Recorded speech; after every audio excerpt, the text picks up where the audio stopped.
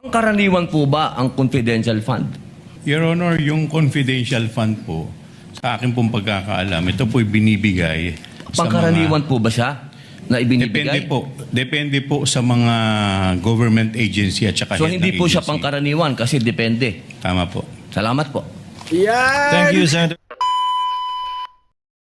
Heto na nga, no? Magandang gabi sa inyong lahat. At heto, magaling talaga itong argumento ni Senator Robin Padilla. Sapul na sapul itong si Congressman Chua. Magaling. Sobrang galing po ang point ni Robin Padilla, di ba? Mamaya i-explain ko yan kasi they are talking about doon sa unusual. Mamaya ha, talagang hindi na, baradong-barado na talaga itong si Chua. Tingnan nyo. Itong si Robin Padilla, lagi itong nilalait ng mga dilawan, mga loyalista. Pero ngayon, kitang-kita mo dito na sunog, sapol itong si Chua dito sa tanong ni Robin Padilla. Unusual, pangkaraniwan. Pangkaraniwan ba ang confidential funds? O doon pa lang sa tanong na yun, sunog na siya eh. Di ba? Ganyan. At ipapakita rin natin itong latest interview ni Vice President Inday Sara Duterte doon sa Hague, no? Kasama si Alvin and Tourism. At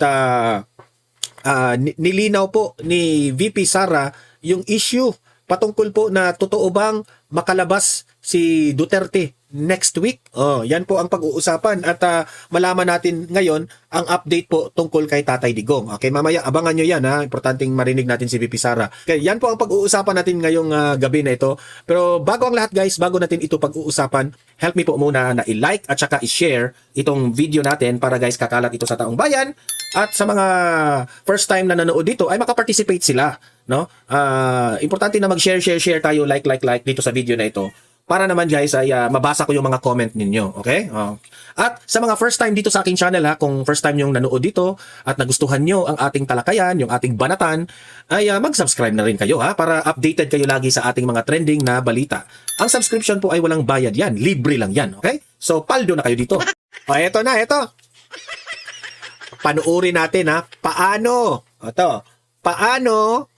sinunog ni Robin Padilla sa kanyang argumento patungkol dyan sa unusual na withdrawal na yan ng 125 million na confidential funds.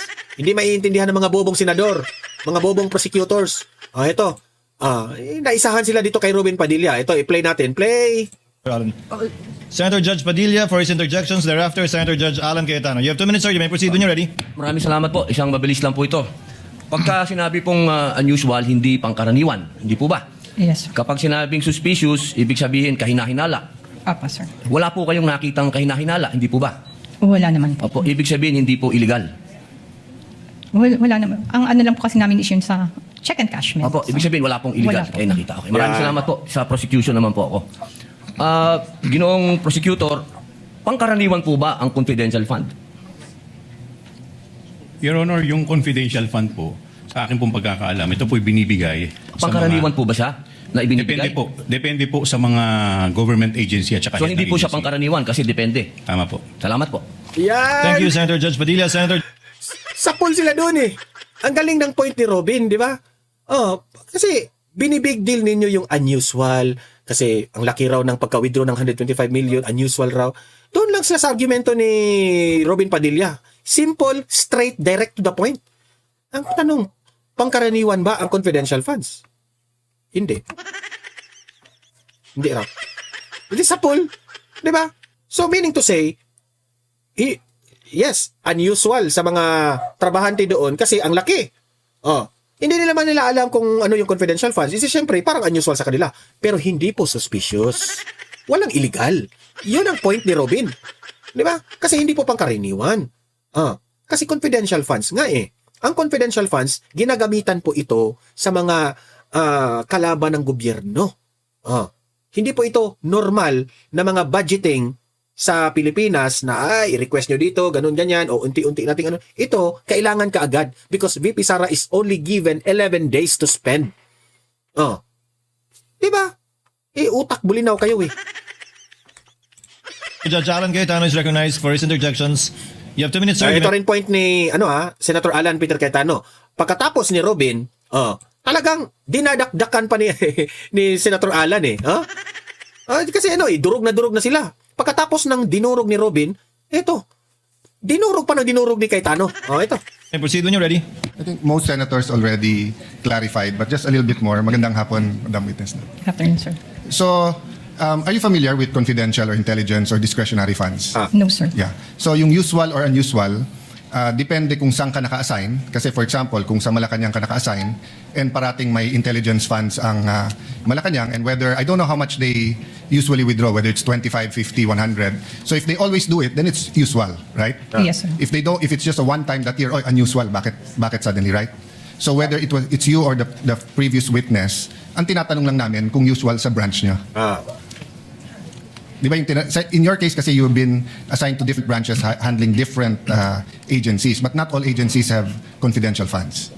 So yung pag tinanong sa'yo usual, you're just being honest kung again, kung if it's usual or not usual or unusual, right? Actually, si witness, nagsasabi lang siya ng totoo. Sabi niya, unusual.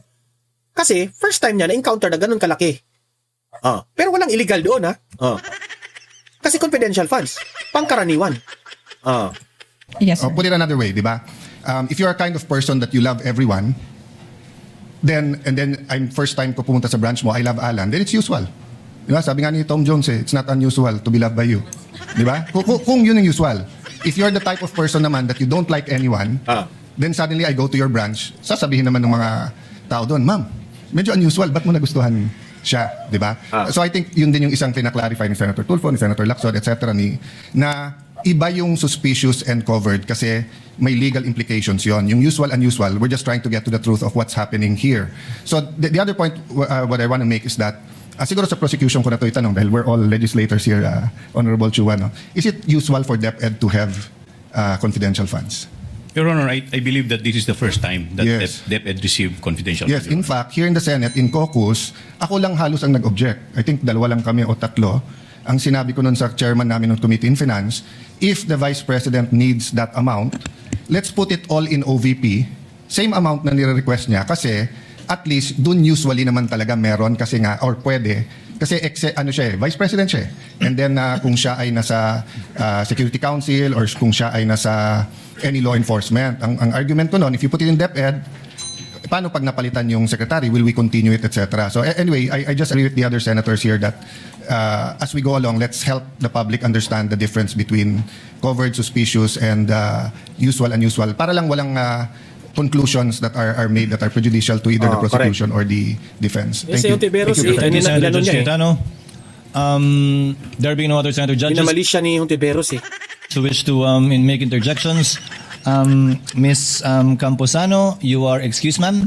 Thank you very much for your time and your cooperation. Salamat po sa inyong pakikilahok sa pagdinig na ito ng impeachment court. You are excused, ma'am.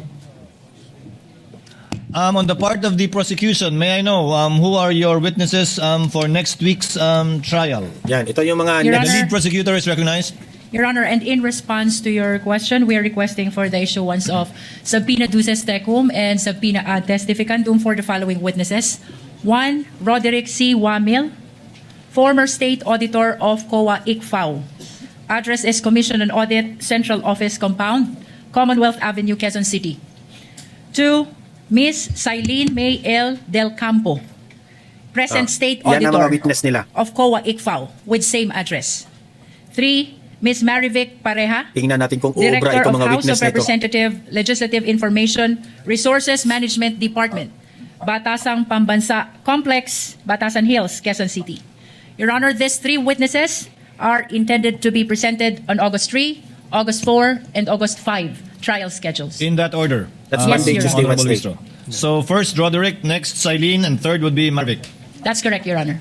The clerk of court is directed to issue the corresponding subpoena ad testificandum, subpoena duces tecum to the aforementioned witnesses at the aforestated addresses of the witnesses mentioned by the lead prosecutor. So ordered. Chair would like to dispose of one other administrative matter. Last July 15, the Honorable Aquino asked a question before this court regarding the procedure. If after each article we will hear both the prosecution and the defense, and the presiding officer responded in the negative, citing as basis the precedent in the Corona impeachment trial, the only trial that actually went through the whole course, wherein the prosecution finished presentation of their evidence with respect to all of the articles of impeachment that they did not withdraw Thereafter, the defense presented their evidence with respect to the articles of impeachment that were not withdrawn by the prosecution. Sometime last week, the presiding officer, based on some of the suggestions by some of the senator judges, called for a sidebar with the lead prosecutor and the lead counsel for respondent to throw a question at them if they're open to changing the procedure to the one suggested in open court by Senator Bamakino. However, subject to one condition, that both parties should be agreeable, that both parties should agree. We are in receipt of a manifestation. Actually, just a reminder to the counsel, to the panel for prosecutors, you filed a manifestation, not a manifestation. The manifestation dated 7/27 and the response of the respondents dated 7/28, wherein it is clear based on your written manifestations that there is no agreement between the two parties. Therefore, we shall proceed as originally ruled by the chair from the inquiry of Senator Bamakino. We shall finish with the presentation of the evidence in chief of the prosecutors for all the articles of impeachment that they will not withdraw. I'm saying that only because of the corona impeachment experience we had, wherein some articles were withdrawn by the prosecution. Thereafter, we will hear the evidence in chief of the respondent for all the articles that remain, or all the articles that evidence will be presented by the prosecution. So ordered. Ayan, so punta tayo dito kaagad, no? Rekta na tayo There are no sa other matters. rekta tayo dito sa VP Sara, no? Kailangan marinig natin itong pahayag. Pakinggan natin si VP Sara kasi po si VP Sara ay anong tawag dito? Clarify na niya ang patungkol po kay former President Duterte kung makakalabas next week, okay? Ito na po, pakinggan natin. Ito yung update kay Tatay Digong. Day in The Hague. Kamusta kayo today, ma'am? Yes, I'm okay. Loving the sunny weather. Hindi kailangan mag-jacket. Very summer-ish. VP, how is your visit with PRRD today? Very good. Very happy ang mood ni President Duterte. And binanggit ko sa kanya na bago ako pumasok kanina, merong mga Filipinos na... Saan na sila? Yes. Merong mga Filipinos kanina na nag-aantay sa labas at nagpapaabot ng kanilang pangangamusta sa kanya. And sabi niya na titigil na daw siya sa pagsasabi na huwag kayo gumastos, huwag ninyo inconvenience yung sarili ninyo sa pagpunta. Grabe si Tatay Digong, no? Kahit nakakulong na siya, iniisip pa rin niya ang taong bayan na huwag gumastos para lang sa akin. Di ba? Yan ang tunay na may malasakit. Dito, sabi niya gawin niyo na lang daw kung ano yung nasa puso ninyo. VP Inday, marami po kasing claims circulating on different social media platforms, ma'am. Putting your statement doon sa London rally niyo, ma'am, out of context. Na sinabi niyo daw, pinapalabas na lalabas na si PRRD next week from the ICC, ma'am. Just to set the record straight, is there a truth to that claims? Wala akong sinabi doon sa speech ko na lalabas sa si PRRD next week. Hindi ko alam kung saan nagsimula yung gano'n. Dito mo talaga makikita kasi nag-trending yan na lalabas na si Tatay Digong next week, lalabas na. Yung sinabi ni VP Sara, para bang na-misinterpret ng tao. Kasi alam niyo ba kung bakit? Diyan mo talaga makikita gaano na kamis ng taong bayan si Tatay Digong. Pangalawa, diyan mo talaga makikita gaano ka-excited ang taong bayan na makauwi si Tatay Digong. And for sure, soon, if makakauwi man si Tatay Digong sa Pilipinas, it will be a big celebration sa Pilipinas. Di ba? Palakpakan. Iiyak na naman. Kapag makalabas si Tatay Digong sa Hague, no, sa ICC, iiyak ang mga dilawan, loyalista at mga bangag. For sure na yan, iiyak yan. Pero definitely wala doon sa transcript na nagsabi ako na lalabas na si PRD sa ICC or lalabas na si PRD next week. Dahil alam naman natin lahat at nakikita natin sa ICC website yung schedule ng kanyang kaso. At kung makikita natin na walang schedule ng hearing ng release at ang meron lang schedule ay yung kanyang trial proper. VP, okay lang ba si PRRD with the heat right now with the current web? Hindi natin alam, baka bigla na lang malaman natin nakalabas na pala. Di ba? Hindi natin alam. Ng Netherlands. Very siguro comfortable sa init. At least comfortable si Tatay. Dahil kahapon, naka-sweater pa rin siya. Yan, good. At sinabihan ko na siya na hindi ko na kaya yung init dito sa kwarto. So, kailangan natin buksan yung Window. window. Tapos kanina, naka-close na naman yung window. So, sabi ko sa kanya, walang hangin doon sa loob. So sabi ko, pwede ba natin buksan yung window? So pumayag naman siya. Mas gusto niya ang mainit kaysa sa malamig. Hindi siya makatolerate ng sobrang lamig. Kaya usually nag-aalala tayo kapag autumn and winter months na dahil sobrang lamig talaga. Ma'am, on a different topic, may question po. Ma'am, any talk po about sa Paxilica na balak po itayo sa Pilipinas? Ano na? Paxilic? Yung Paxilica. Paxilic? Hindi ma'am, Paxilica. Do you know anything about that? Wala ma'am? ako. I cannot comment on that. Ano pong masasabi niyo, ma'am, sa mga kabataan ngayon na nagiging violent na po sila? Nagiging marahas na po sila to the fact na sa loob po ng school is nakakagawa na sila ng krimen? Ganyan kasi ang nangyayari. Hindi lang sa kabataan, no? Kundi sa lahat ng tao. Ganyan ang nangyayari kapag wala kasi nakikita na leadership. Nagkakanya-kanya yung mga tao. Kung makikita ninyo sa mga empleyado ng gobyerno ngayon, ganun din yung mentality nila. Nagkakanya-kanya sila. Kasi nawawala yung moral ascendancy nung nasa taas. Yung mga nasa taas.